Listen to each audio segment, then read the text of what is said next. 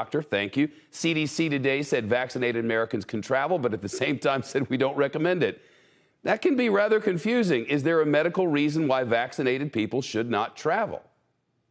Yeah, Shep, good to be with you. And I think it has to do with the fact that we still have people traveling from and to places where we're seeing double-digit increases in cases. And even if you're vaccinated, you don't know who around you might be or might not be high risk. And therefore, that is a scenario set up, especially with these variants, where people can get sick and unfortunately end up in a hospital. And we're seeing younger people, Shep, in the hospitals, which is disturbing, but makes sense when you think about older people being vaccinated and younger people still waiting to get their turn. So that's essentially why. But I do think the CDC overall, it's great news, as you point out. It reinforces that once America is fully vaccinated, we are going to be able to safely resume more normal activities. And I think that'll happen by the summer. Yep, but TSA numbers show we're traveling already.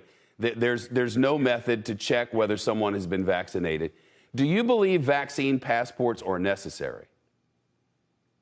I think we're going to, so in short, yes. I think that how we get passports, and hopefully we can have some agreement that makes them easy, comprehensible in different languages, and is a very zero barrier, Shep. And I believe in our private sector, combined with public partners, we can do that. We need to have ways that people can demonstrate proof of vaccination.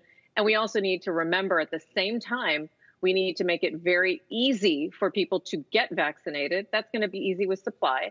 And at the same time, Shep, I just want to reinforce that the tricky part around a requirement is that these are emergency authorizations. Pfizer, with their pivotal data, will probably get to a full approval soon. But an emergency authorization is not necessarily full approval. So we'll definitely need proof of vaccination, but this time period is going to be a transition where vaccinations are the ticket to freedom, but that ticket is not the easiest one to get right now. Right, that's for sure. I want to ask you a question about the Capitol. Doctor, you've treated Capitol police officers and their families, and it's my understanding that you saw a fairly dramatic increase in PTSD cases following the January 6th attack. Are you concerned that today's events could make things even worse and lead to another spike? Yeah, Shep, thanks for asking. I'm a DC person who practiced here for almost 15 years. And those Capitol Police in my younger days were the people that kept me safe.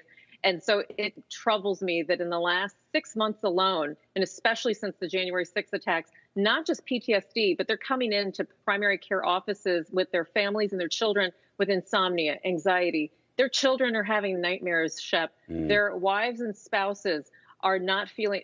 Today's scenes made kind of the hairs on my arms stand out only because it just triggers for me those vivid kind of patient encounters. So my urgent plea to people, building on what the general said, is let's also make sure we add in some community-based counseling and interventions around mental health, not just for law enforcement, but for everyone who's been exposed to this violence on a repeated basis. Dr. Kavita Patel, thank you so much. Shepard Smith here. Thanks for watching CNBC on YouTube.